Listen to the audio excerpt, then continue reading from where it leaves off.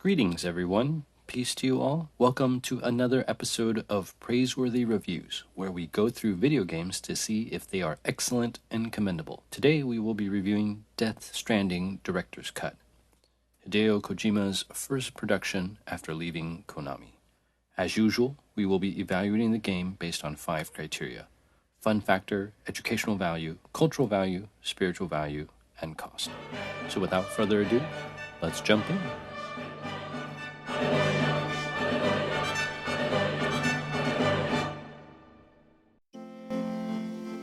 Many games have been pejoratively described as walking simulators. Death Stranding, however, really is a walking simulator, but not pejoratively. That's actually what the gameplay focuses on. The game consists almost entirely of fetch quests it calls orders, and that's not a negative thing, but an actual description of the gameplay.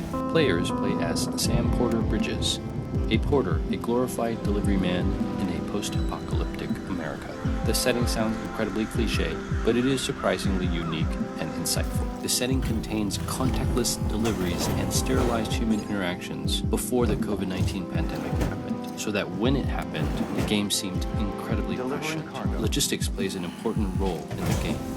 As a result, the gameplay focuses on things that would be important to a logistics expert, including things like preparing equipment, cargo management, traversal, health management, and yes, a little bit of combat. Selecting what equipment you want to take with you is very important.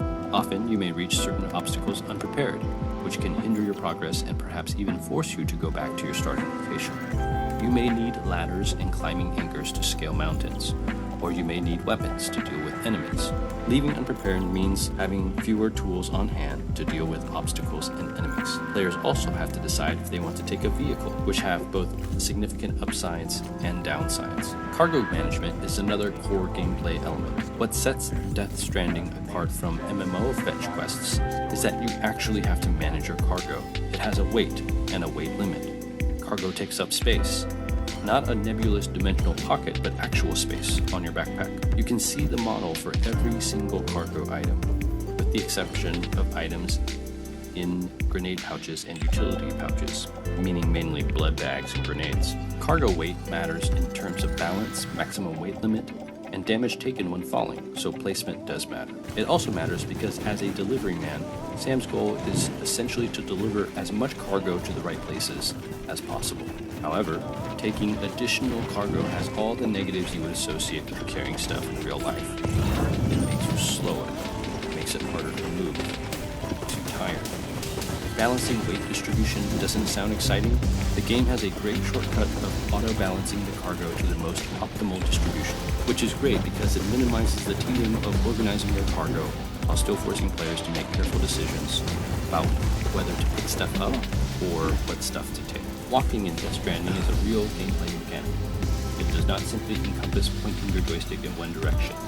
Balance is important. Falling down is a real concern, and every fall can damage your cargo significantly, reducing your ratings and perhaps even resulting in a game over. Sam can climb various obstacles, but climbing aggressively can result in significant stamina drain, imbalance, and even falling. Players have to consider their own cargo balance as well as terrain friction. Some areas are quite slippery. Environmental issues like timefall and running water are also problems. When the cargo becomes too heavy, players need to grab their backpack to steady swaying or unusually shaped cargo. Carrying all this weight takes a toll. Players need to manage stamina, fatigue, blood loss, and even consciousness. As might be expected, stamina is reduced when Sam does tiring things like carrying heavy weight, walking, running, climbing, fighting.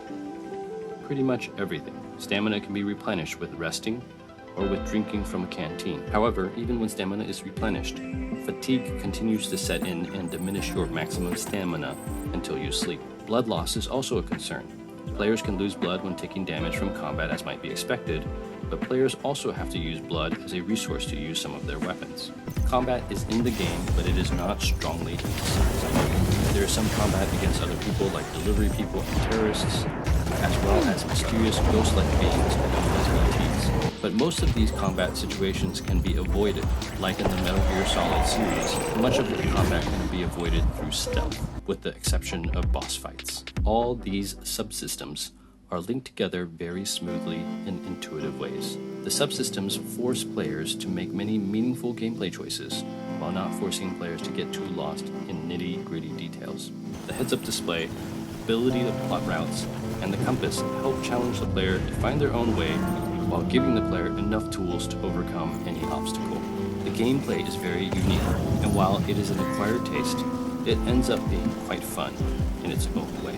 One final gameplay mechanic that I think is worth discussing is one that Kojima is probably most proud of, that of the Strand genre. Essentially, Kojima views Death Stranding as a new type of genre due to its focus on asynchronous online functions. Despite Kojima referring to Death Stranding as the first game in this genre, I personally remember this type of gameplay as early as Demon's Souls in 2009. Back then, Demon's Souls also had asynchronous elements like the signs you could leave behind for other players, as well as some synchronous elements like summoning and invasions. As a result, I was initially dismissive of Kojima's claims that this could create a new genre.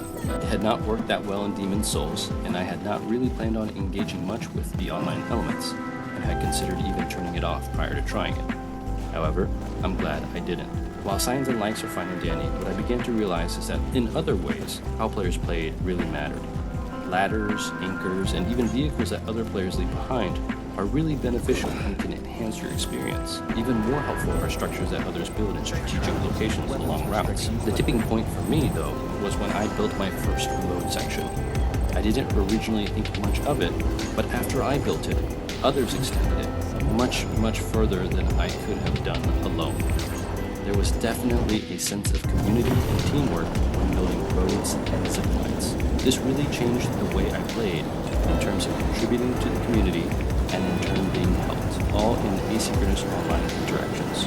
It was a new, positive experience that did not feel so much gimmicky as well integrated into the overall experience of the game. Overall, I'm going to assign Death Stranding 5 stars for fun factor. When I first started playing, I thought there would be little educational value. But the more I played, the more I started to remember that actually, a lot of the Metal Gear Solid games had a lot of educational value in terms of historical knowledge you could learn. Death Stranding is the same. There's a lot to learn about logistics and ergonomics from the gameplay alone regarding weight, distribution, and balance.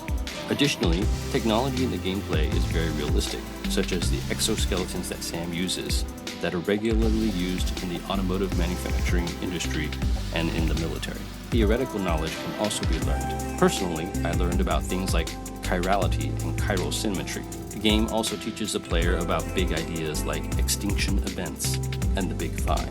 In addition, the game is also quite challenging on hard mode, which is generally what I select when given an option. At the beginning of the game, I thought the game was easy because my delivery ratings were all S and I rarely died.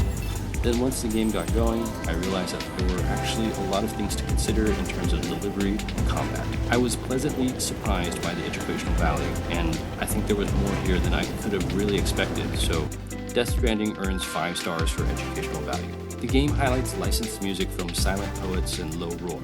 While I was not familiar with their music, both groups do an amazing job of conveying the beauty and harshness of the environment. The art of the game, the models and textures, are highly detailed and lifelike, with lots of realistic animations. There are many gorgeous environments to take in. The cinematography is simply incredible.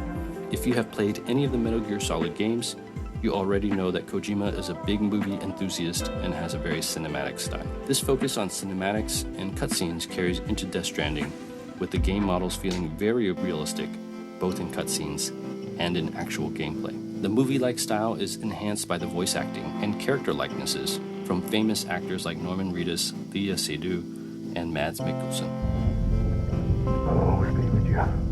While some have criticized the narrative for being really out there in a typical Kojima fashion, I really enjoyed it. I think Kojima tries to deal with very important themes in a realistic fashion, even if the setting falls in hard science fiction more than realistic fiction.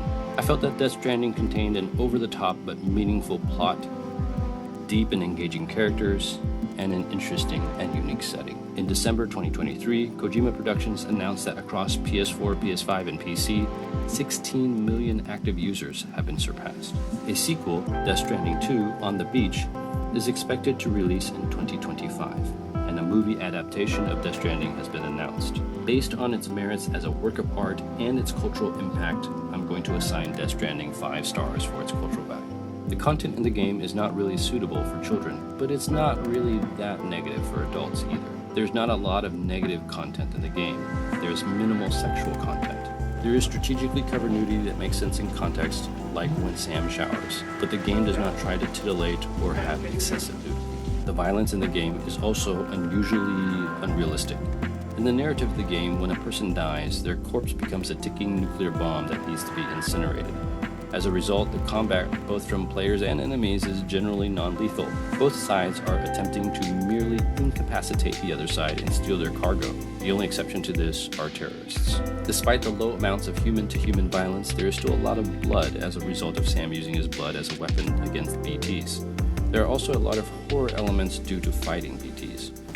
Besides horror imagery, language is probably the biggest concern in the game. The F-bomb is used frequently and is in fact dropped in the opening minutes of the game. Despite all the foul language, the game does have some positive content in the form of BB.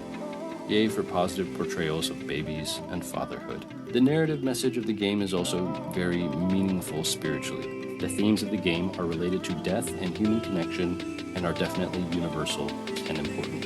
What the game has to say about these topics are also quite biblical. For more analysis on the themes of the game, check out my biblical themes video for this game. Overall, I'm going to give Death Stranding 5 stars for spiritual. Death Stranding is a game that has both reasonable narrative accessibility as well as lots of additional side content. For the time rich, the game has several hundred orders for the players to complete beyond those needed to complete the main story. In addition, for completionists, certain areas of the map can be explored for additional content. Finally, the strand nature of the game means that many players find it fun to do additional tasks simply for the purpose of helping others in the game, gaining additional value. For the time poor, the main story can be completed in approximately 50 hours, or maybe 40 if not getting crushed by the bosses on hard like me. At launch, the PS4 version of the game was the standard MSRP of $59.99 USD, which I personally consider expensive for any game.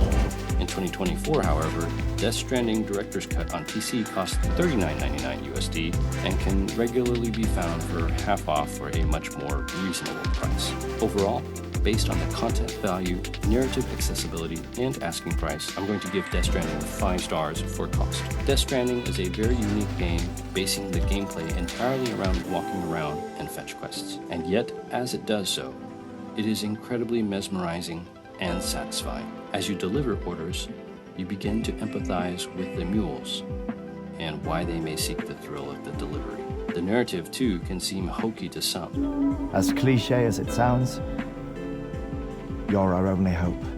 Yet for me, it was incredibly deep, thoughtful, and meaningful. Solid Snake was one of my favorite video game characters, and when I finished Metal Gear Solid 4, I thought Kojima would not be able to top Old Snake. And yet, Death Stranding makes me look forward to more Kojima games. Based on the criteria discussed in the video, I subjectively assigned Death Stranding Director's Cut the rating of priority purchase. That's all I have for you in this video.